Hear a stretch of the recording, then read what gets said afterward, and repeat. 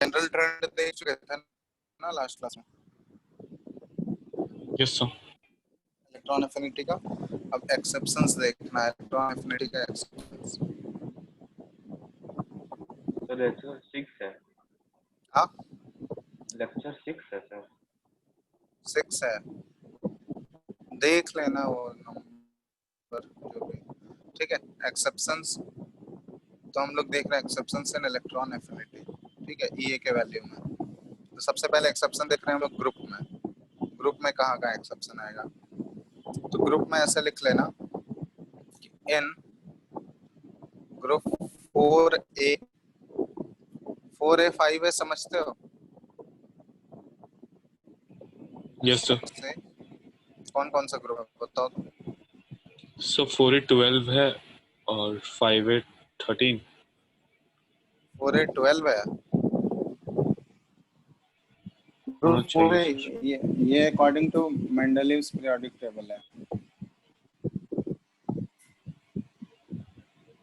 Group 4A जो है वो ग्रुप नंबर 14 है। ठीक है, 10 + 4 दे रहे हैं ना। ग्रुप 5A है वो ग्रुप नंबर 15 है। 6 16 है और ग्रुप 7 है ये 17 है। ठीक है, यहाँ पे लिख दे रहे हैं ये ग्रुप नंबर 14 15 16 और 17। इन सभी ग्रुप में एक्सेप्शन देखा गया है। क्या है एक्सेप्शन? इन चारों ग्रुप में इलेक्ट्रॉन एफिनिटी जो है ये सेकंड एलिमेंट का is greater then electron affinity of first element. बात समझ में आ रहा है? क्योंकि ग्रुप में अगर हम लोग टॉप टू बॉटम आएंगे तो इलेक्ट्रॉन एफिनिटी बढ़ रहा था या घट रहा था बताओ तो। बोलो। सर इलेक्ट्रॉनिक घट रहा था। घट रहा था। तो इसका मतलब इन सभी ग्रुप में भी अगर हम लोग नीचे आते हैं तो सेकंड एलिमेंट का इलेक्ट्रॉन एफिनिटी क्या होना चाहिए? पहले वाले एलिमेंट से कम होना चाहिए था। यस। बट ये एक्सेप्शन देखा गया कि इन चारों ग्रुप्स में सेकंड एलिमेंट का इलेक्ट्रॉन एफिनिटी जो है वो फर्स्ट एलिमेंट से ज़्यादा हो जाता है। ठीक है, जैसे कि इसमें सबसे कॉमन एग्जांपल जो पूछा जाता है तो हम लोग सबसे कॉमन एक्सेप्शन है ग्रुप नंबर 17 की अगर बात करें तो पहला एलिमेंट है फ्लोरीन और दूसरा एलिमेंट है क्लोरीन। तो एक्सपेक्टेड जनरल ट्रेंड के अकॉर्डिंग किसका इलेक्ट्रॉन एफिनिटी ज़्यादा होना चाहिए था? फ्लोरीन का, और क्लोरीन का कम होना चाहिए था, है ना। Yes sir. लेकिन यहाँ पे एक्सेप्शन क्या है कि इलेक्ट्रॉन एफिनिटी जो है ये क्लोरीन का ज़्यादा हो जाता है दैट ऑफ फ्लोरीन। सॉरी, तो एक्सप्लेन कर सकता है इसको क्यों ऐसा हो रहा है?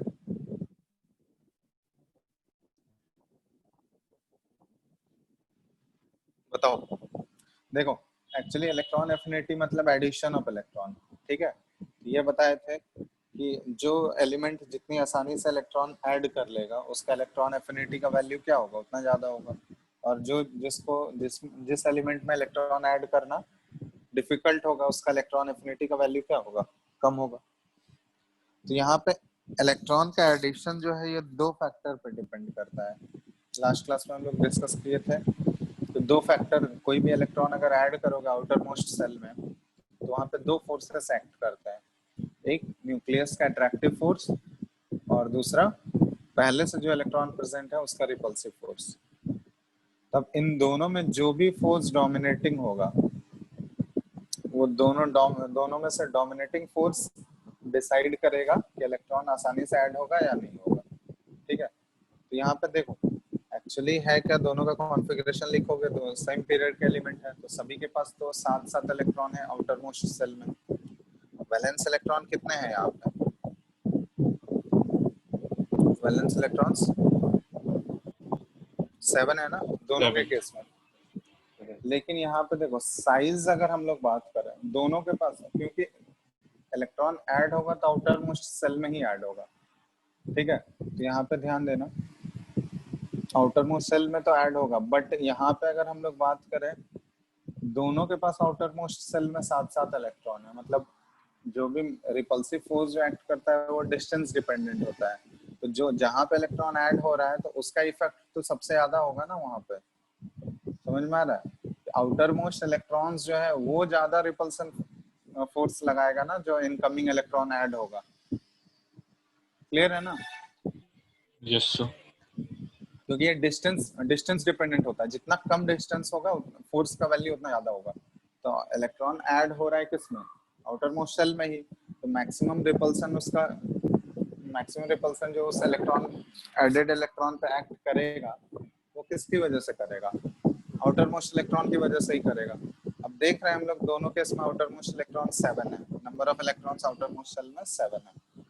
लेकिन यहाँ पे इलेक्ट्रॉन का डेंसिटी क्या दोनों केस में सेम होगा क्या? साथ साथ तो है, बट इलेक्ट्रॉन का डेंसिटी किस में ज्यादा होगा बताओ तो, फ्लोरीन में या क्लोरीन में? क्लोरीन। फ्लोरीन में। ठीक है, तो देखो क्योंकि फ्लोरीन का साइज के हिसाब से अगर देखें तो फ्लोरीन का साइज छोटा है, क्लोरीन का साइज बड़ा है। तो ऑब्वियसली जो इलेक्ट्रॉन का डेंसिटी होगा, साइज छोटा होने की वजह से फ्लोरीन में भी देखो 7 ही इलेक्ट्रॉन है आउटर मोस्ट में, और क्लोरीन में भी 7 ही है। बट फ्लोरीन का साइज छोटा होने की वजह से वहां पे इलेक्ट्रॉन का डेंसिटी क्या हो जाएगा? ज्यादा हो जाएगा। और क्लोरीन में इलेक्ट्रॉन डेंसिटी थोड़ा सा कम होगा एज कम्पेयर टू फ्लोरीन, क्योंकि साइज बड़ा है इसका, इलेक्ट्रॉन डेंसिटी कम हो गया। जो इनकमिंग इलेक्ट्रॉन होगा, इनकमिंग इलेक्ट्रॉन जो ऐड होगा आउटर मोस्ट शेल में, वो मैक्सिमम रिपल्सन कहाँ पे फेस करेगा बताओ तो, फ्लोरीन में या क्लोरीन में? किस केस में वो ज्यादा रिपल्सन फेस करेगा? क्लोरीन। फ्लोरीन में। तो ज्यादा रिपल्सन अगर फेस कर रहा है फ्लोरीन में, तो आसानी से ऐड हो पाएगा क्या? No sir. बोलो, आसानी से अगर ऐड नहीं हो पा रहा है तो वही क्या बोलेंगे, उसका इलेक्ट्रॉन एफिनिटी ज्यादा है या कम होगा? बोलो। कम है। कम है, क्योंकि इलेक्ट्रॉन एफिनिटी का मतलब ही है वही कि ease of addition of electron, कितनी आसानी से एडिशन ऑफ इलेक्ट्रॉन हो रहा है।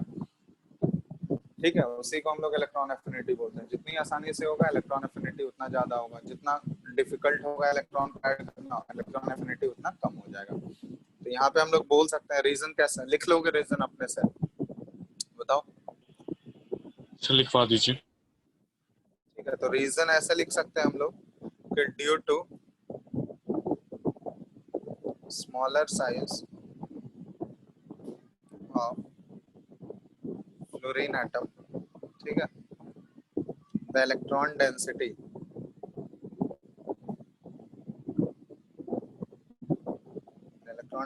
of the outermost cell electrons is high, which exerts greater repulsion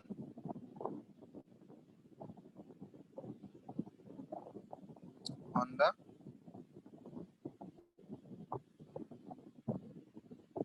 incoming electron, due to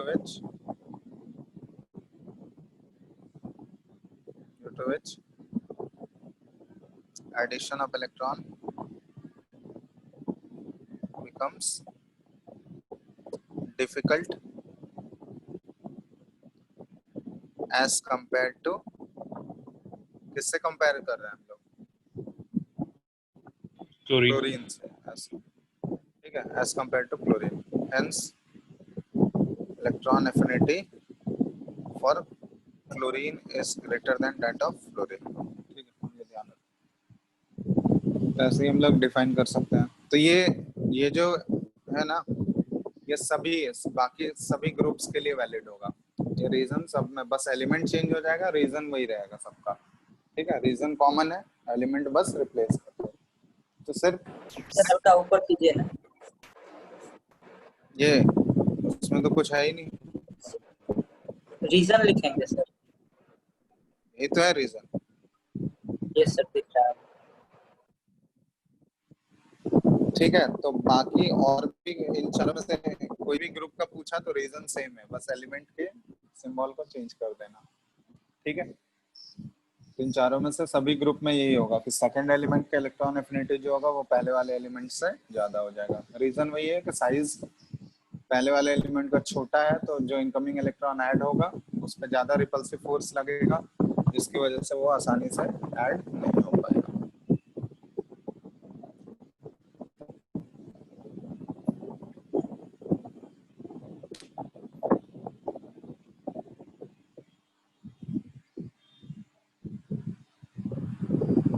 कोई डाउट? चलो रीजन तो बाद में भी लिख सकते हो, पीडीएफ भेज ही देंगे, ठीक है? कोई डाउट नहीं यस है ना? सर। चलो नो सर। चलो, तो ये हो गया एक्सेप्शन इन ग्रुप। ग्रुप में बस यही एक्सेप्शन होता है इन चारों में। नेक्स्ट हम लोग देख रहे हैं एक्सेप्शन इन पीरियड। पीरियड में कहाँ कहाँ एक्सेप्शन आएगा बताओ? यहाँ पे लिख लेना कि in period 13 sir. exceptions are found due to negative electron affinity of highly stable configuration। ठीक है, ये बताए थे कि इलेक्ट्रॉन एफिनिटी पे एक फैक्टर जो है इलेक्ट्रॉनिक कॉन्फ़िगरेशन भी इफेक्ट करता है।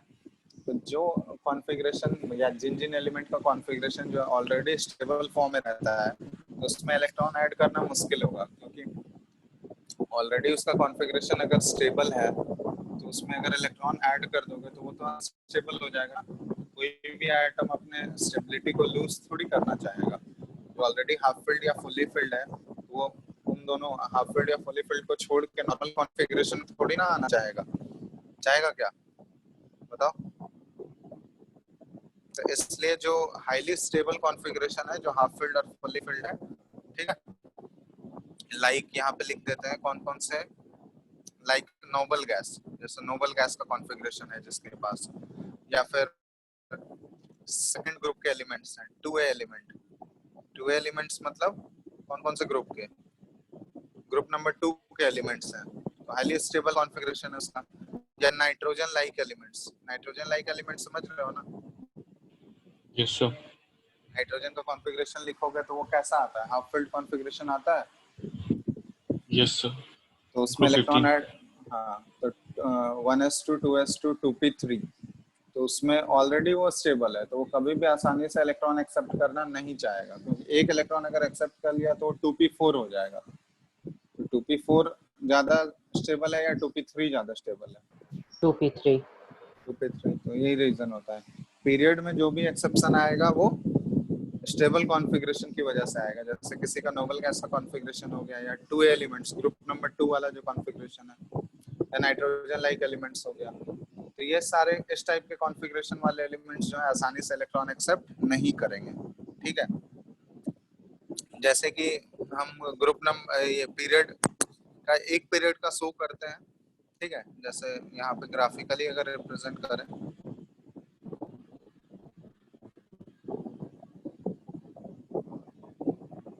ठीक है, तो ग्राफिकली इसको हम लोग शो कर सकते हैं। ये पीरियड नंबर हम 2 का शो कर रहे हैं, ठीक है। पीरियड नंबर 2 में सबसे पहला एलिमेंट है लिथियम, ठीक है, तो इसको ऐसा ड्रॉ करते हैं, लिथियम। लिथियम मान लो यहाँ पे है, इधर हम लोग इलेक्ट्रॉन एफिनिटी ले रहे हैं, वाई एक्सिस पे इलेक्ट्रॉन एफिनिटी और एक्स एक्सिस पे जेड एटॉमिक नंबर।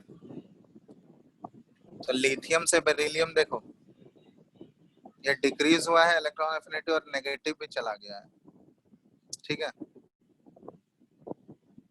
ये रीजन तुम लोग खुद बता सकते हो। फिर इसके बाद बोरोन में यहाँ पे बढ़ा है, ठीक है, बोरोन यहाँ पे आया। ये एग्जैक्ट नहीं है, ये जस्ट अप्रोक्सीमेट रिप्रेजेंटेशन है, ठीक है, तो एग्जैक्ट मत समझना। फिर कार्बन में ये बढ़ा है, ठीक है, यहाँ वैल्यूज की बात नहीं कर रहे हैं। नाइट्रोजन में ये कम होके थोड़ा सा यहाँ आया है।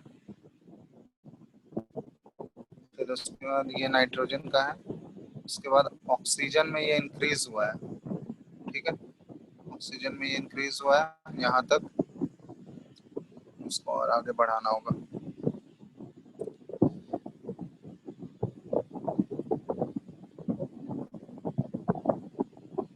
ठीक है, ऑक्सीजन में इंक्रीज हुआ है।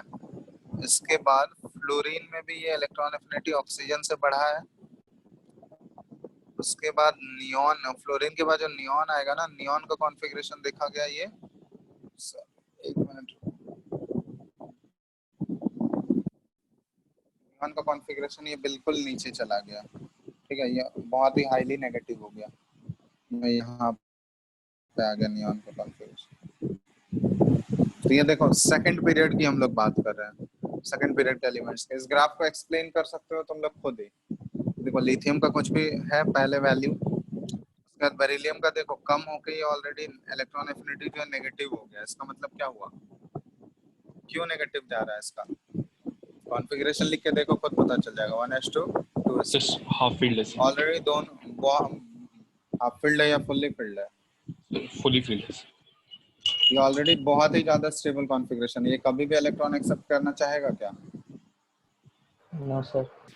तो इसीलिए देखो हाईली इलेक्ट्रॉन एफिनिटी का वैल्यू बहुत ही ज्यादा नेगेटिव चला गया, ठीक है, कम तो हुआ बट नेगेटिव चला गया है, ठीक है।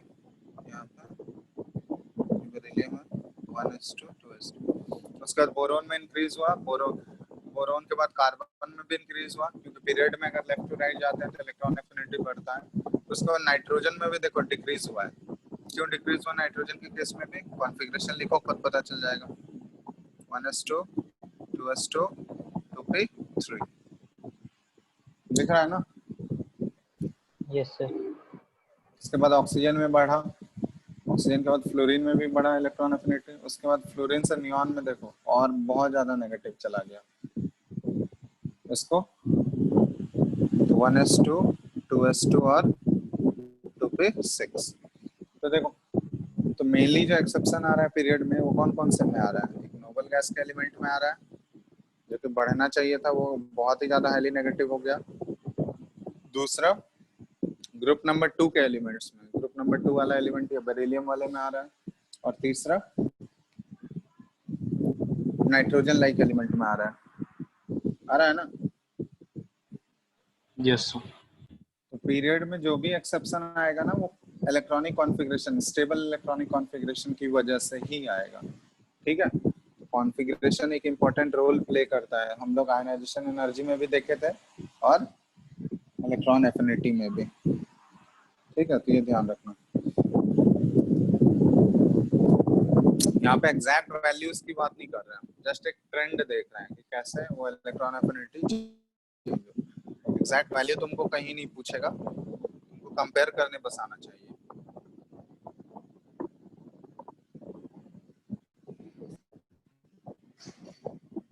ठीक है,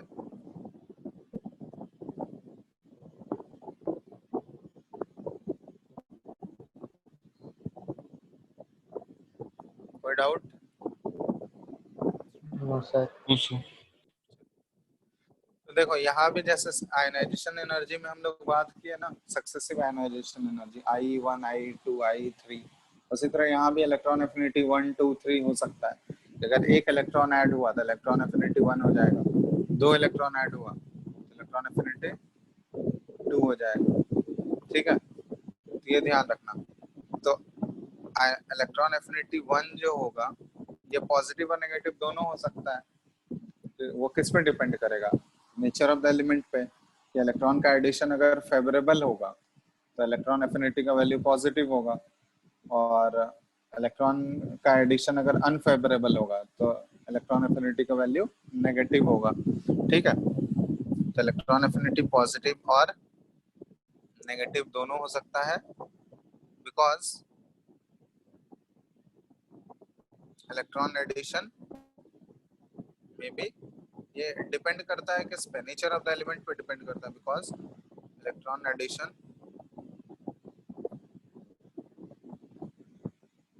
में भी फेवरेबल और अनफेवरेबल। बात समझ में आ रहा है कि नहीं? Yes sir. ठीक है। तो इसके बाद अगर मान लो इलेक्ट्रॉन एफिनिटी 2 की बात अगर करें, एक इलेक्ट्रॉन ऑलरेडी ऐड हो चुका है, उसके बाद इलेक्ट्रॉन एफिनिटी 2 की अगर बात करेंगे तो उसमें देखोगे मोस्टली वो अनफेवरेबल ही होगा। एक इलेक्ट्रॉन ऑलरेडी है, आ गया है उसके ऊपर, तो नेगेटिव चार्ज आ जाएगा ना। एक इलेक्ट्रॉन ऐड करने के बाद, तो एनायन बन जाएगा।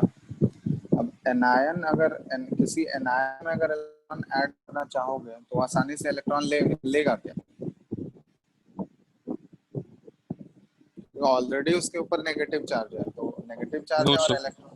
इलेक्ट्रॉन जो ऐड हो रहा है वो भी नेगेटिव चार्ज, तो वो तो रिपेल करेगा ना, डायरेक्टली रिपेल करना स्टार्ट कर देगा। ठीक है, तो ऑलरेडी अगर एनायन बन चुका है तो फिर वहाँ इलेक्ट्रॉन का एडिशन थोड़ा सा मुश्किल होता है। ठीक है, तो इसलिए देखोगे उस केस में इलेक्ट्रॉन एफिनिटी जो है नेगेटिव ही जाएगा मोस्टली, अगर एनायन बन चुका है तब। और फर्स्ट इलेक्ट्रॉन एफिनिटी की बात करें, जब पहला इलेक्ट्रॉन ऐड कर रहे हैं तो उसमें पॉजिटिव नेगेटिव दोनों हो सकता है depending on the nature of element. लेकिन सेकंड इलेक्ट्रॉन एफिनिटी जब ऑलरेडी एक एनायन बन चुका है तब फिर वो इलेक्ट्रॉन का एडिशन बहुत ही डिफिकल्ट हो जाता है। जैसे जब कैटायन बन जाता है तो इलेक्ट्रॉन को रिमूव करना मुश्किल होता है ना, आयनाइजेशन एनर्जी में ये देखे थे हम लोग, कैटायन बनने के बाद इलेक्ट्रॉन को रिमूव करना डिफिकल्ट था या नहीं, ज्यादा एनर्जी देना Yes, sir. पड़ता था। उसी तरह यहाँ पे जब एनायन बन जाएगा तो इलेक्ट्रॉन का एडिशन डिफिकल्ट हो जाएगा। ठीक है, तो ये हो गया इलेक्ट्रॉन एफिनिटी से रिलेटेड एक्सेप्शन। ठीक है, ध्यान रखना पीरियड में ग्रुप में तो एक्सेप्शन एक ही लिए, चार ग्रुप्स में मेनली एक्सेप्शन आता है, और पीरियड में एक्सेप्शन जो भी आएगा वो किसकी वजह से आएगा? इलेक्ट्रॉनिक स्टेबल इलेक्ट्रॉनिक कॉन्फ़िगरेशन की वजह से। सर ठीक तो है, फिर इलेक्ट्रॉन एफिनिटी 2 सर हमेशा नेगेटिव होता है। इसका सर इलेक्ट्रॉन एफिनिटी 2। तो नेगेटिव नहीं, हाँ नेगेटिव बोल, इलेक्ट्रॉन एफिनिटी की वैल्यू अगर बात करें तो मोस्टली नेगेटिव आएगा। ठीक है, वो एग्जैक्ट अभी भी नहीं बता सकते हम लोग, कुछ कुछ एलिमेंट में वो देखना पड़ेगा कि वो डिफरेंस कितना है। अगर ऑलरेडी बहुत ज्यादा हाईली अगर इलेक्ट्रॉन एफिनिटी का वैल्यू शुरुआत में ही बहुत ज्यादा है तो फिर वो हो सकता है कि वो पॉजिटिव रहे, तो वो भी नेचर ऑफ द एलिमेंट पर डिपेंड। मोस्टली हम लोग बोल सकते हैं कि एक एनायन अगर बन चुका है तो फिर इलेक्ट्रॉन का एडिशन और डिफिकल्ट हो जाता है। ठीक है, तो भी कंपेयर कर सकते हैं हम लोग, एक दो क्वेश्चंस करना उसमें आइडिया लग जाएगा किस टाइप के क्वेश्चंस आते हैं। ठीक है, तो उससे ज्यादा क्लियर हो जाएगा। तो ये हो गया इलेक्ट्रॉन एफिनिटी वाला टर्म। नेक्स्ट कौन सा हम लोग प्रॉपर्टी पढ़ेंगे बताओ? Electron electronegativity. एफिनिटी, हाँ। तो नेक्स्ट हम लोग मूव कर रहे हैं इलेक्ट्रोनेगेटिविटी पे। ये कलर दिखता है या नहीं? तो ये वाइट बैकग्राउंड में फिर नहीं दिखता। चलो ठीक है, वाइट से ही लिख रहा है। तो नेक्स्ट है इलेक्ट्रोनेगेटिविटी। आसान है, इलेक्ट्रोनेगेटिविटी में कुछ है नहीं। तो ये मोस्टली क्या है, इलेक्ट्रोनेगेटिविटी को हम लोग डिफाइन कैसे करते हैं? एक qualitative measure of the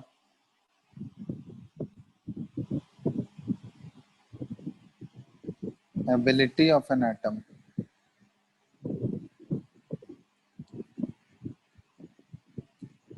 in a chemical compound to attract the shared pair of electrons towards itself। तुम लोग का केमिकल बॉन्डिंग स्टार्ट हो गया है क्या? Yes, yes sir. सर।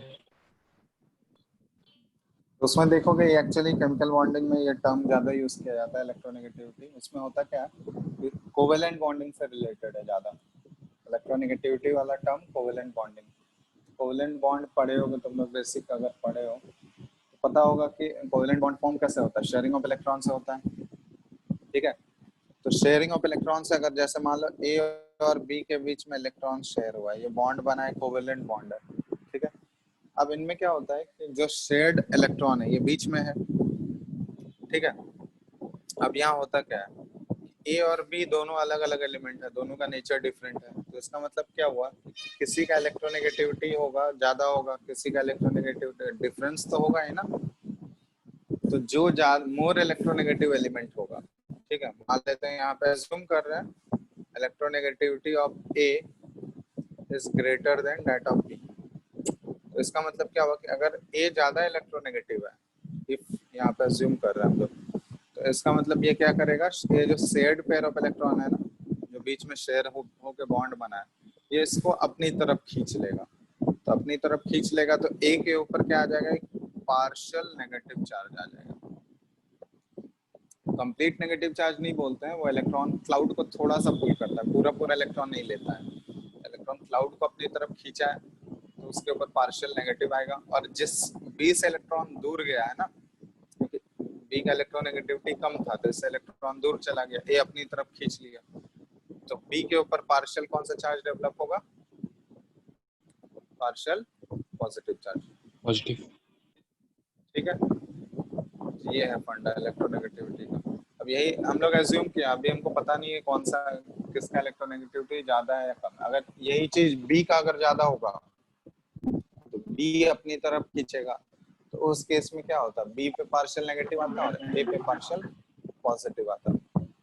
ठीक है, तो इसको हम लोग देखते हैं, इसको डिफाइन कैसे किया है। तीन अलग अलग साइंटिस्ट इसको डेफिनेशन दिया है, लेकिन हम लोग जो फॉलो करते हैं वो पॉलिंग स्केल फॉलो करते हैं। ठीक है, तीनों देख लेते हैं just information point of view से। पहला जो है ये पॉलिंग स्केल है, यही हम लोग फॉलो करेंगे, पॉलिंग स्केल ऑफ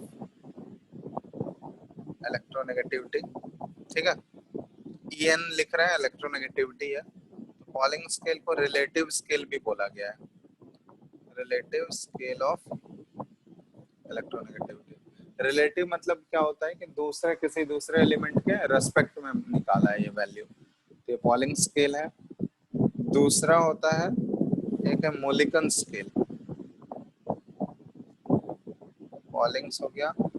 दूसरा है मोलिकन स्केल ऑफ इलेक्ट्रोनेगेटिविटी। मोलिकन स्केल को एब्सोल्यूट स्केल बोला गया है, एब्सोल्यूट स्केल ऑफ इलेक्ट्रोनेगेटिविटी।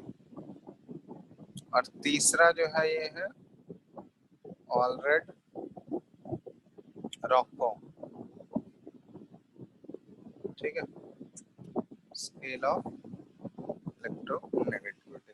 ये तीन साइंटिस्ट जो है अपने अलग अलग तरीके से इसको डिफाइन किया इलेक्ट्रोनेगेटिविटी को। तो जो हम लोग वैल्यूज यूज करेंगे इलेक्ट्रोनेगेटिविटी का, वो पॉल स्केल वाला यूज करना है। ठीक है, तो चलो इसको देखते हैं एक एक करके, तीनों का क्या क्या था, खत्म ही करते हैं इलेक्ट्रोनेगेटिविटी वाला पार्ट। ठीक है, तो सबसे पहले हम लोग जा रहे हैं पॉलिंग स्केल। तो पॉलिंग्स के अकॉर्डिंग क्या था, ऑन दिस स्केल, ठीक है ऐसे था, on this scale of electronegativity, on this scale लिख लो ऐसे है, on this scale the electronegativity of any atom is its relative power।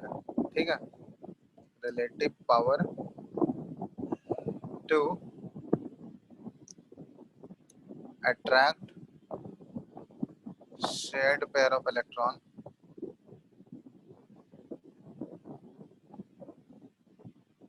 towards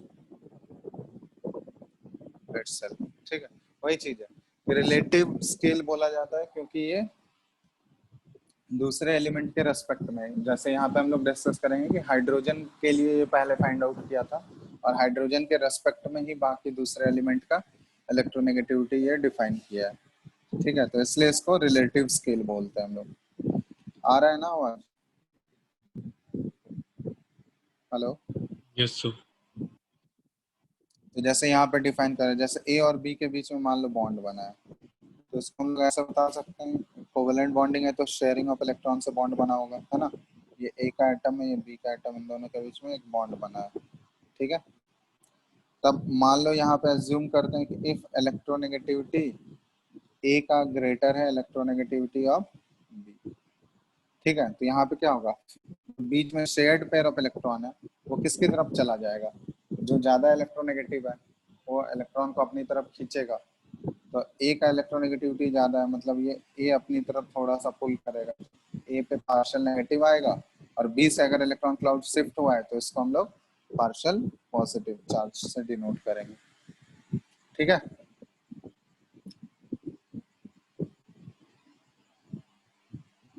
clear है ना, तो ये चीज है इसमें। अब ये Yes. जो रिलेटिव स्केल है, तो किसी एक एलिमेंट के रेफरेंस में तो ये निकाला होगा ना, तो वो रेफरेंस एलिमेंट जो है वो कौन सा लिया गया है यहाँ पे, किसके रेफरेंस में लिया जाता है, तो हाइड्रोजन को ये रेफरेंस एलिमेंट माना है। रेफरेंस एलिमेंट कौन सा है, हाइड्रोजन एटम। और दूसरे एलिमेंट का जो इलेक्ट्रोनेगेटिविटी का वैल्यू है वो हाइड्रोजन के रेफरेंस से ही ये निकालता है। और हाइड्रोजन H का जो इलेक्ट्रोनेगेटिविटी लिया गया है पॉलिंग के अकॉर्डिंग जो फिक्स किया गया है, ये 2.1 है। ये एक फॉर्मूला लगाया था, फॉर्मूला से ये वैल्यू कैलकुलेट किया है।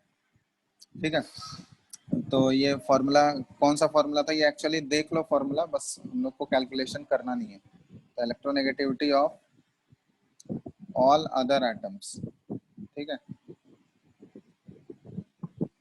ऑन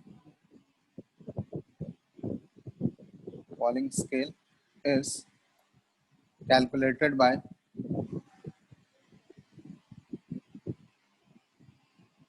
इलेक्ट्रोनेगेटिविटी को देखो, ये हम लोग इससे डिनोट करते हैं, काई इसको बोलते हैं। ये सिंबल जो है ये काई सिंबल है, ठीक है, काई ए बी, ठीक है, तो ये काई बोलते हैं इसको, ग्रीक सिंबल है। तो यहाँ पे एक्चुअली क्या हो रहा है, इसका फॉर्मूला ये था, कांस्टेंट है के, और इसको हम लोग इलेक्ट्रॉन वोल्ट पे पावर -1/2, ये एक्चुअली हाइड्रोजन का इलेक्ट्रोनेगेटिविटी को 2.1 क्यों लिया गया है? हाँ, ये इसी फॉर्मूले से निकाला था, और बाकी दूसरे एलिमेंट का भी इसी से निकालेगा। ठीक है,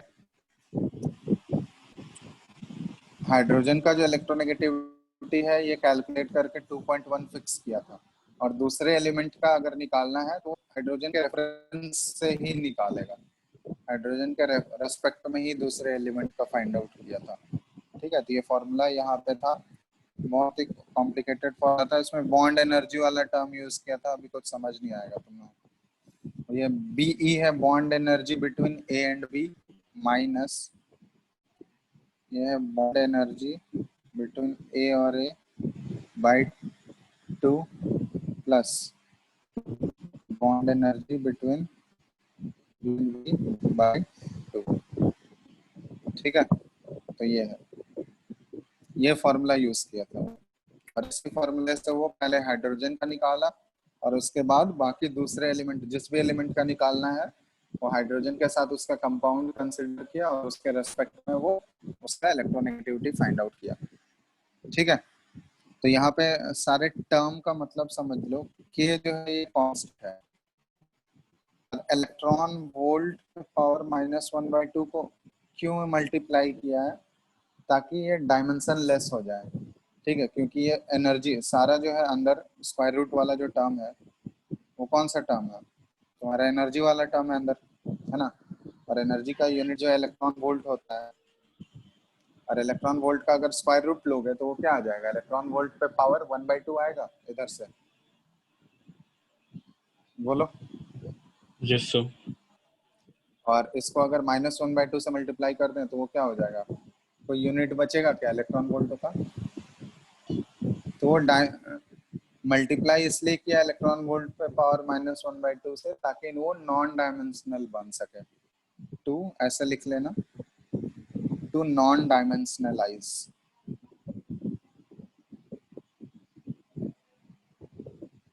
नॉन डायमेंशनलाइज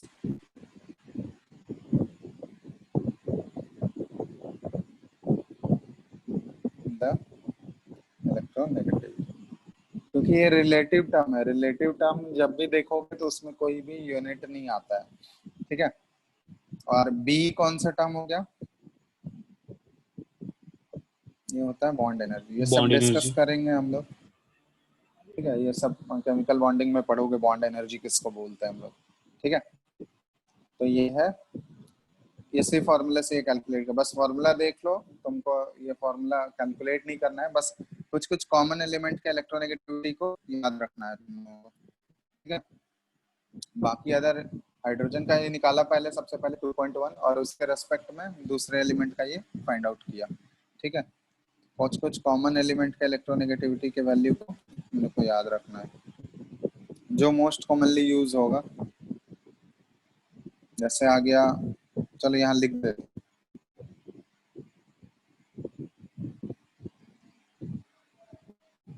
ठीक है।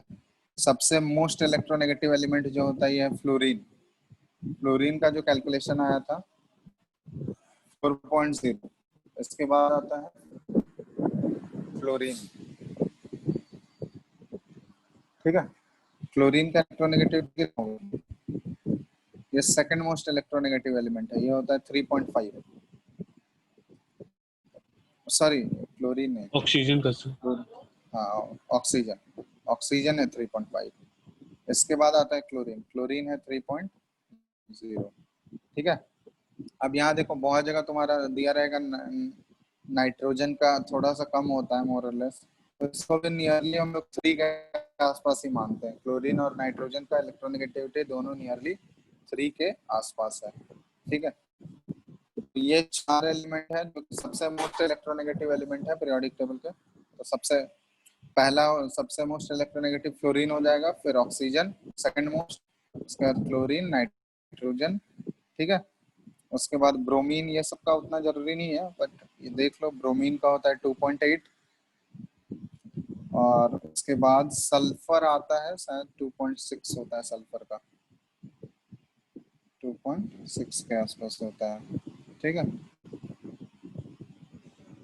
कार्बन का ध्यान रखना, कार्बन का इलेक्ट्रोनेगेटिविटी ये 2.5, और हाइड्रोजन का तो याद रखना है 2.1। ये कुछ कुछ कॉमन एलिमेंट है जिसका इलेक्ट्रोनेगेटिविटी तुमको यूज पड़ेगा, ठीक है, ये याद रखना है। बाकी सबका इलेक्ट्रोनेगेटिविटी बैठ रखना नहीं है, ठीक है। ये तुम लोग को ये 4 element fluorine, oxygen, chlorine, nitrogen, और उसके बाद ये सबका भी ध्यान रखो। कार्बन का 2.5 होता है, हाइड्रोजन का 2. हाइड्रोजन का तो याद ही रहेगा 2.1 है, ब्रोमीन का 2.8 और सल्फर का 2.6, ठीक है। तो ये सारा पॉलिंग स्केल के अकॉर्डिंग कैलकुलेट किया गया। अब देखो पॉलिंग स्केल के अकॉर्डिंग, इसलिए इसमें कोई यूनिट नहीं है, यूनिटलेस है, ठीक है। यस हेलो, याद रहेगा या नहीं? सर। Yes sir. चलो, तो ये पहला हो गया, यही स्केल हम लोग को फॉलो करना है जो हम लोग यूज करेंगे अपने सिलेबस में, ये पॉलिंग स्केल ही यूज करना है। बाकी और दोनों देख लेते हैं, ये जस्ट हम लोग को देखना है कि क्या मतलब था, बस उसके बारे में जाना है, उसको हम लोग फॉलो नहीं करते हैं ये दोनों को, ठीक है। जो फॉलो करना है हमको वैल्यूज, वो पॉलिंग स्केल का ही करना है। चलो नेक्स्ट है मोलिकन स्केल। नेक्स्ट जो हम लोग देख रहे हैं मोलिकन स्केल। तो मोलिकन स्केल में क्या था, ये एब्सोल्यूट स्केल है, ये जो वैल्यू कैलकुलेट किया था ना, ये एब्सोल्यूट वैल्यू। तो ये जस्ट एक फॉर्मूला दे दिया था कि इलेक्ट्रोनेगेटिविटी जो है ना, ये आयनाइजेशन एनर्जी और प्लस इलेक्ट्रॉन एफिनिटी, इसका एवरेज वैल्यू है। तो ये ऐसे ही कैलकुलेट कर दिया कि इलेक्ट्रॉन एफिनिटी किसी भी एलिमेंट का निकालना है तो उसका आयनाइजेशन एनर्जी का वैल्यू ले लो और उसका इलेक्ट्रॉन एफिनिटी का वैल्यू ले लो, उन दोनों का एवरेज निकाल लो, उससे जो वैल्यू आएगा वही उसका इलेक्ट्रोनेगेटिविटी हो जाएगा। सर वो फर्स्ट ठीक है, आयनाइजेशन मुझे लेना। हाँ हाँ सारा फर्स्ट। तो इसको एब्सोल्यूट स्केल बोला जाता है, ठीक है, एब्सोल्यूट, क्योंकि ये डायरेक्ट वैल्यू यूज किया था इलेक्ट्रोनेगेटिविटी का, ये डायरेक्ट वैल्यू यूज किया था, सॉरी आयनाइजेशन एनर्जी और इलेक्ट्रॉन एफिनिटी का ये डायरेक्ट वैल्यू यूज करके इलेक्ट्रोनेगेटिविटी निकाला था, इसलिए इसको एब्सोल्यूट वैल्यू बोला जाता है। तो ये हम लोग फॉलो नहीं करते हैं इसका, ठीक है। बस ये एक बार देख लो कैसे ये डिफाइन किया था सारा। सर इसका हम भी लोग को कोई यूनिट नहीं होता है?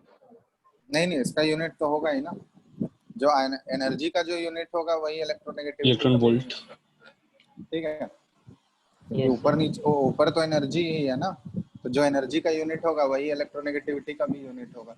ये थोड़ी किसी दूसरे का रेफरेंस थोड़ी ले रहे हैं यहाँ पे, रिलेटिव टर्म नहीं है ये, एब्सोल्यूट डायरेक्ट वैल्यू यूज करके हम लोग फाइंड आउट कर रहे हैं। सर सेटिस्फाई करता है क्या चीज? सर ये जो मल्कन सबका स्केल जो है? मौलिक इसका जो वैल्यू आया था जब उसको मैच किया गया पॉलिंग स्केल से, तो बहुत ज्यादा डिफरेंस आ गया था, ठीक है। तो उसको स्केल अप करने के लिए, बराबर करने के लिए इसमें कुछ कुछ मॉडिफिकेशन किया गया। वो सब उतना डिटेल में हम लोग को नहीं जाना है, क्या क्या मॉडिफिकेशन किया वो सब नहीं है अपने सिलेबस में, बस जानो कैसे वो क्या यूज किया था बस, ठीक है। हम लोग को जो वैल्यू काम का है वो पॉलिंग स्केल वाला वैल्यूज जितना बताया उतना याद रखना, बस उसी से काम हो जाएगा, ठीक है। Yes, sir.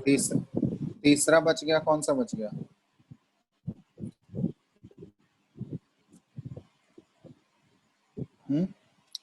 तीसरा कौन सा था बताओ? तो ऑलरेडी Alright. रेड रॉचो रॉस्को। ऑलरेड रॉकोस, ठीक है।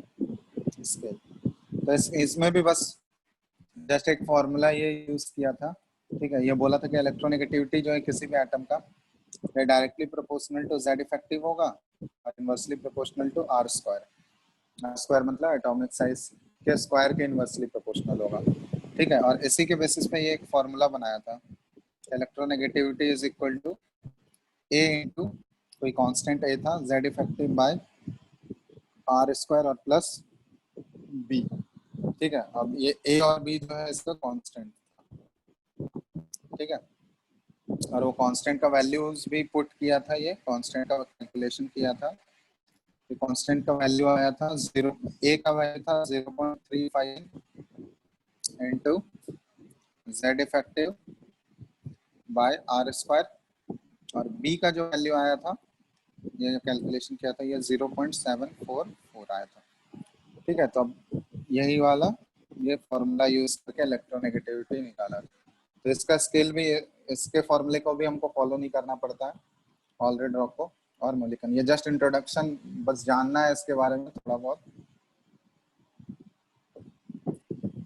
इसको डिटेल में कैलकुलेशन इसका नहीं करना है, कुछ भी कैलकुलेशन पॉलिंग का भी नहीं करना हम लोगों को, बस उसके वैल्यूज को याद करना है, क्योंकि कुछ कुछ कॉमन एलिमेंट के याद रखना है, तो उसको डायरेक्टली हम लोग वही यूज करेंगे, केमिकल बॉन्डिंग में भी यूज आएगा उसके वैल्यूज का, ठीक है। तो ये हो गया इलेक्ट्रोनेगेटिविटी के बारे में। अब इलेक्ट्रोनेगेटिविटी कौन कौन से फैक्टर पे डिपेंड करेगा बताओ तो जल्दी से। साइज। चलो लिख रहे हैं, फैक्टर्स अफेक्टिंग इलेक्ट्रोनेगेटिविटी। तो सबसे पहला यहाँ तो दिख ही गया तुम लोगों को, इलेक्ट्रोनेगेटिविटी जो है जेड इफेक्टिव के डायरेक्टली प्रोपोर्शनल है और आर स्क्वायर के क्या है, इनवर्सली प्रोपोर्शनल है, दिख ही गया ना। यस तो सर। यहाँ पे हम लोग बोल सकते हैं कि पहला हो गया electronegativity is inversely proportional to atomic size. Atomic size जितना बड़ा होगा उसका इलेक्ट्रोनेगेटिविटी उतना कम। तो यहाँ पे आर स्क्वायर यूज किया, तो पाई आर हाँ r square. Square yes use sir. किया है, ठीक है। तो आर वही साइज से ही रिलेटेड है, आर जितना बड़ा होगा तो आर स्क्वायर और भी बड़ा हो जाएगा ना, सर तो ठीक है। तो ये ध्यान एटॉमिक साइज का स्क्वायर ना लिखाएगा क्या चीज? सर, आर स्क्वायर से अगर इनवर्सली प्रोपोर्शनल है तो एटॉमिक साइज का भी स्क्वायर से ना इनवर्सली प्रोपोर्शनल रहेगा। ठीक है, हम लोग एग्जैक्ट वैल्यू की बात नहीं कर रहे हैं, हम जस्ट रिलेशन फाइंड आउट कर रहे हैं, ठीक है। तो एग्जैक्ट कैलकुलेशन नहीं करना। चलो स्क्वायर भी लिख लो तो कोई फर्क पड़ेगा क्या, रिलेशन तो वही रहेगा ना, इनवर्सली प्रोपोर्शनल ही तो रहेगा, ठीक है। समझ आ रहा है, हम एग्जैक्ट वैल्यूज की बात नहीं कर रहे हैं, हम बस रिलेशन निकाल रहे हैं, ठीक है। तो ये ध्यान रखना। तो पहला ये हो गया। दूसरा कि electronegativity is directly proportional to Z effective, मतलब जितना ज्यादा इफेक्टिव न्यूक्लियर चार्ज होगा किसी भी एलिमेंट का, उसका इलेक्ट्रोनेगेटिविटी का वैल्यू उतना ज्यादा होगा। तो ये ध्यान रखना। दूसरा हो गया इफेक्टिव न्यूक्लियर चार्ज। और दो तीन फैक्टर होता है, और एक एक होता है हाइब्रिडाइजेशन भी इम्पैक्ट करता है, लेकिन हाइब्रिडाइजेशन अभी तुम लोग पढ़े नहीं हो। तो वो केमिकल बॉन्डिंग जब होगा ना, ठीक है, तो वहां पे ये बताया जाएगा तुम लोग को कि इलेक्ट्रोनेगेटिविटी जो है वो हाइब्रिडाइजेशन या परसेंटेज एस कैरेक्टर के अकॉर्डिंग कैसे वेरी करता है। ठीक है, तो केमिकल बुकलेट बॉन्डिंग में में दिया हुआ है। अभी के लिए बुकलेट में देखना, बट वो अभी एक्चुअल में समझ नहीं आएगा। ठीक है, केमिकल बॉन्डिंग हो जाने दो, वहाँ वहाँ पे ही बता दिया जाएगा वो चीज।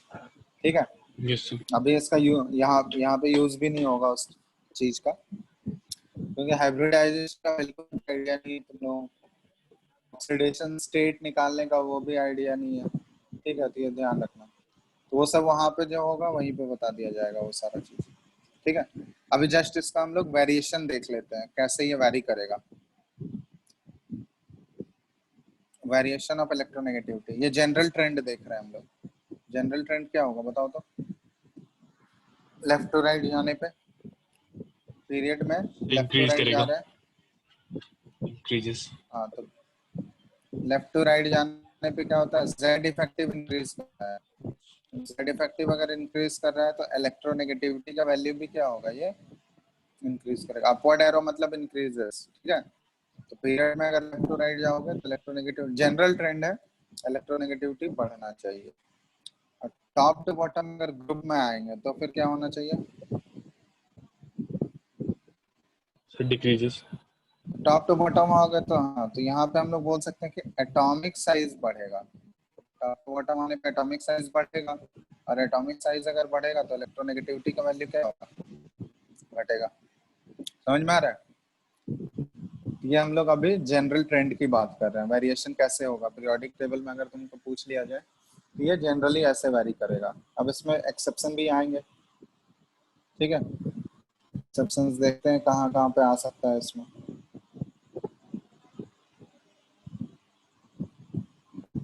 बोलो कहाँ आ सकता है एक्सेप्शन? ग्रुप और पीरियड में।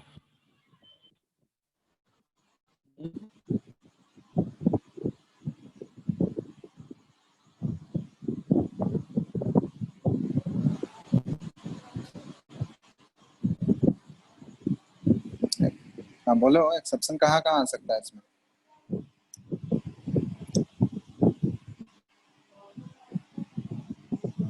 देखो, इसका एक्सेप्शन जो है ना वो कोई रेगुलर नहीं है कि एक्सेप्शन मिलेगा ही मिलेगा तुमको। ठीक है, वो मोस्टली देखो जब कंपाउंड का फॉर्मेशन तुम लोग पढ़ोगे ना तो वहां पे बताया जाएगा। ठीक है, जैसे अभी देख लेते हैं, इसमें पीरियड में कोई भी एक्सेप्शन नहीं मिलता है। ठीक है, हम लोग ऐसे लिख रहे हैं, in periods no exceptions are found, no exceptions are found. ठीक है, बिकॉज बिकॉज इलेक्ट्रोनेगेटिविटी का वैल्यू जो होता है ये इंक्रीजेस शार्पली, बहुत ही शार्प इंक्रीज होता है पीरियड में, इंक्रीजेस शार्पली। तो ये ध्यान रखना, पीरियड में अगर लेफ्ट टू राइट जाएंगे तो उसमें कोई भी एक्सेप्शन नहीं मिलेगा, क्योंकि इलेक्ट्रॉन एफिनिटी का वैल्यू जो है, सॉरी, इलेक्ट्रोनेगेटिविटी का वैल्यू जो है वो बहुत ही शार्प इंक्रीज हो रहा है, तो वहाँ पे कोई भी एक्सेप्शन नहीं मिलेगा। लेकिन ग्रुप में थोड़ा बहुत एक्सेप्शन मिल सकता है इसमें। ठीक है, ग्रुप में, इन ग्रुप्स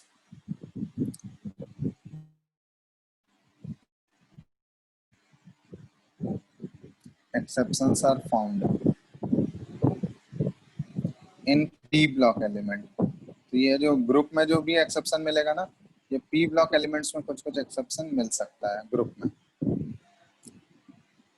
ठीक है, तो ग्रुप में जैसे एक ग्रुप का एग्जांपल लिख रहे हैं हम लोग, p ब्लॉक के एक ग्रुप का एग्जांपल लिख रहे हैं, जैसे बोरोन वाला ग्रुप ले रहे हैं, बोरोन है, एल्यूमिनियम है, गैलियम है, इंडियम है और थीलियम है। तो इसमें देखोगे इलेक्ट्रोनेगेटिविटी का जो बोरोन का वैल्यू होता है 2.4, एल्यूमिनियम का देखोगे ये 1.5, गैलियम का देखोगे ये 1.6, इंडियम का 1.7 और थैलियम का होता है ये 1.8 है। तो यहाँ पर देखो जनरल ट्रेंड की अगर बात कर रहे हैं हम लोग, तो टॉप टू बॉटम आने पे ग्रुप में इलेक्ट्रोनेगेटिविटी का वैल्यू क्या होना चाहिए था? डिक्रीज करना चाहिए था। डिक्रीज करना चाहिए था।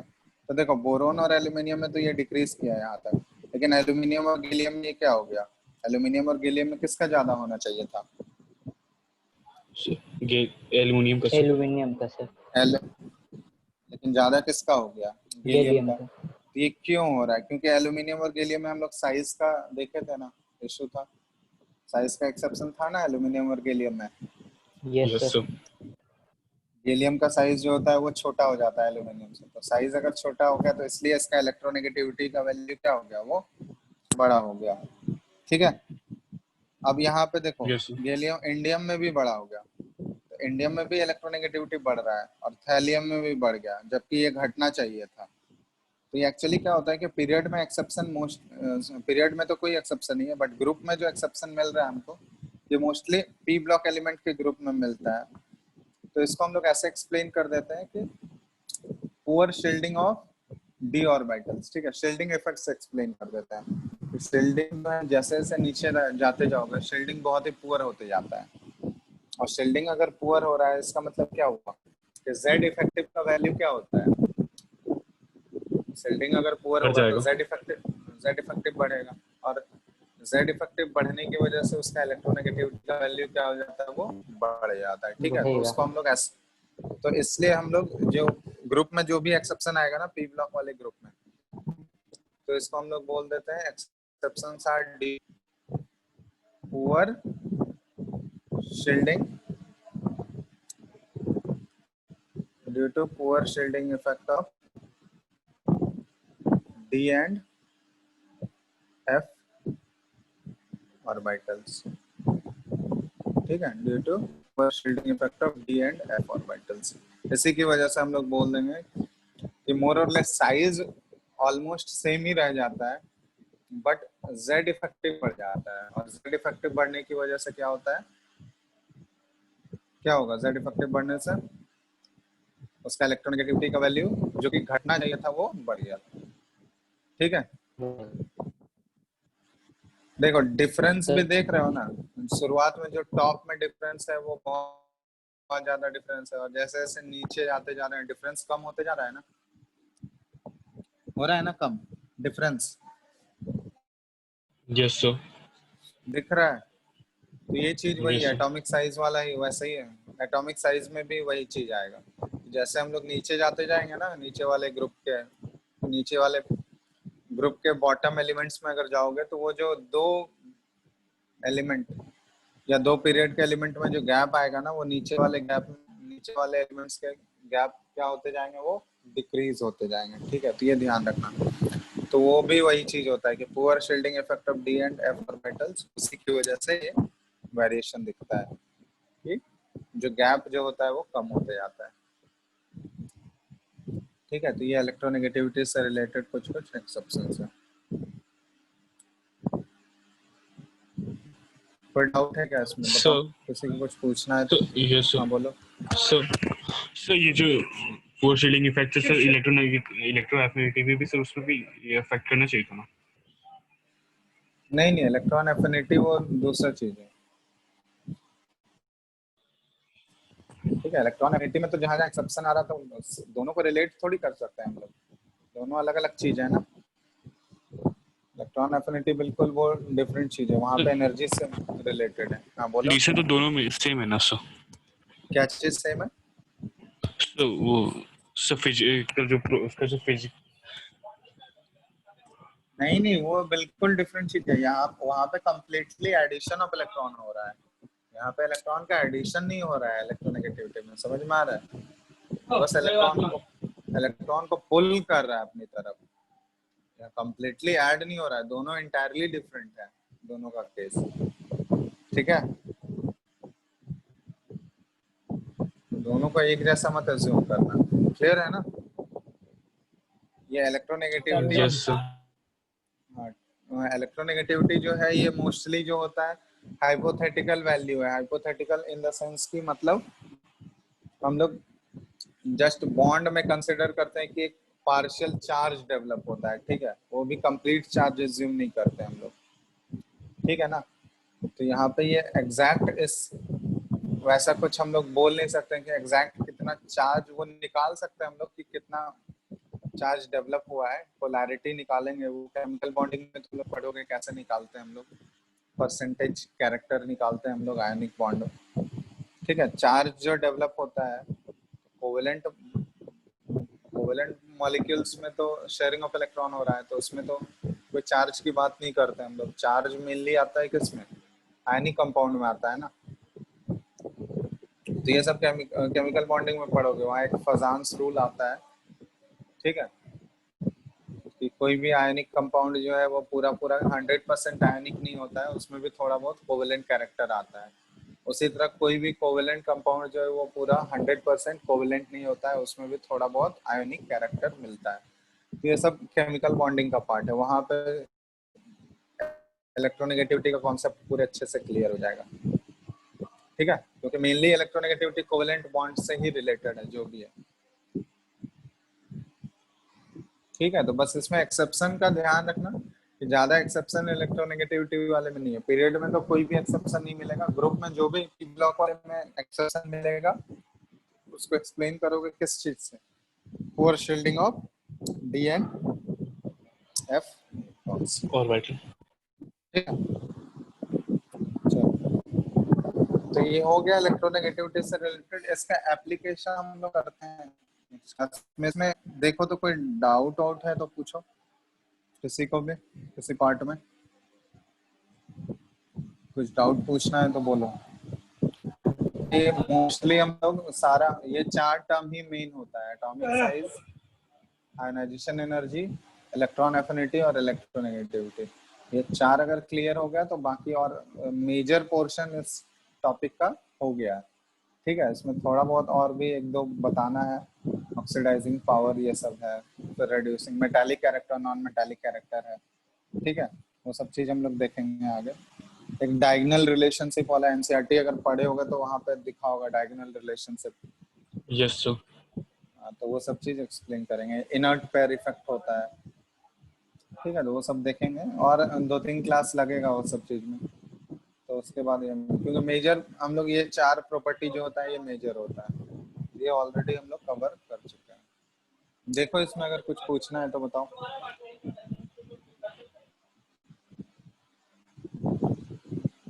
आयनाइजेशन एनर्जी तक तुम लोग क्वेश्चन कर चुके हो उसका, बुकलेट का किए हो या नहीं सब लोग? एक्सरसाइज 1 से किए हैं सर। उसमें तो अलग अलग करके ही बना हुआ है ना, आयनाइजेशन एनर्जी का अलग है, इलेक्ट्रॉन एफिनिटी का अलग है, इलेक्ट्रोनेगेटिविटी का अलग है।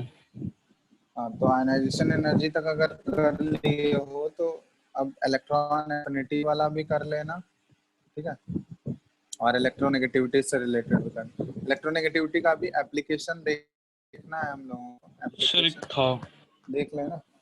हाँ बोलो। सर, एक जिसका क्वेश्चन था आयनाइजेशन सर एनर्जी छूटा हुआ है ये सर भी कर रेडियस के लिए था बताओ। Sir. In which of the following compound distance between the two nucleus is maximum? हाँ बोलो क्या है। सर इसमें था in which of the following compounds distance between the two nuclei is maximum? कौन सा कंपाउंड है, So काउंट क्या compound क्या this दिया है? is cesium fluoride, potassium iodide, and caesium cesium iodide fluoride. CSF, Yes sir. फिर So potassium iodide, क्या आई? cesium iodide, हाँ, और lithium iodide. डिस्टेंस सबसे मैक्सिमम ये बोला जा रहा है। Yes sir, न्यूक्लियर के बीच में डिस्टेंस मैक्सिमम। हाँ, तो ये सारे तो क्या है तुम्हारे sir ionic compound. Ionic compound है। यहाँ पे देखो ना, साइज से रिलेट करो ना, कि कैटायन और एनायन का साइज देखो, यहाँ पे तुम्हारा क्या है, साइज कंपेयर करना होगा तुमको, ठीक है। Yes sir.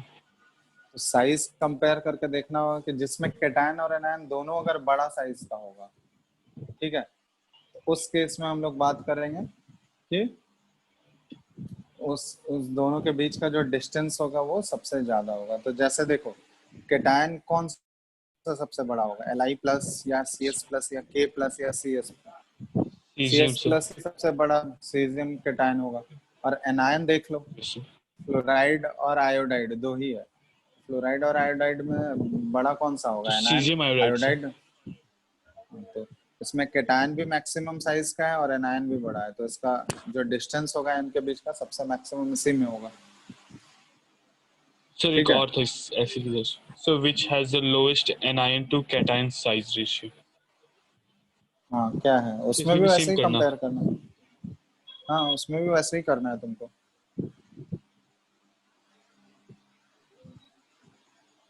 ठीक है, ट्राई करो, ये सारे क्वेश्चंस कर लो, एटॉमिक साइज से related, ionisation energy, electron affinity और इलेक्ट्रोनेगेटिविटी। ठीक है, जो भी बुकलेट में दिया हुआ है इससे रिलेटेड एक्सरसाइज करो इसको, क्वेश्चन। और उसके बाद एनसीईआरटी रीडिंग मार रहे हो तुम लोग, लाइन बाय लाइन पढ़ Yes रहे sir. हो? Yes ठीक sir. है, तो एनसीईआरटी पे रीड करो एक बार लाइन बाय लाइन। ठीक है, उसके Sir, बाद एक और आगे था। हम लोग नेक्स्ट। हाँ बोलो। Sir, radius of the potassium atom is 0.23 nanometer. So radius of potassium ion in nanometer will be? हाँ तो पोटाशियम आयन कम- K+ का पूछा है ना, Yes sir. तो पोटाशियम का होगा तो कैटायन अगर बनेगा तो उससे तो छोटा ही होगा ना, तुमको एग्जैक्ट नहीं बताना है, तुमको कंपेयर करना है कि उससे जो सबसे छोटा वाला वैल्यू होगा उससे जो छोटा होगा वही आंसर हो जाएगा तुम्हारा। ठीक है, Yes sir. Yes sir. चलो बाकी लोग बना रहे हो या नहीं क्वेश्चन? Hello Yes, sir. अमलदीप, अमलदीप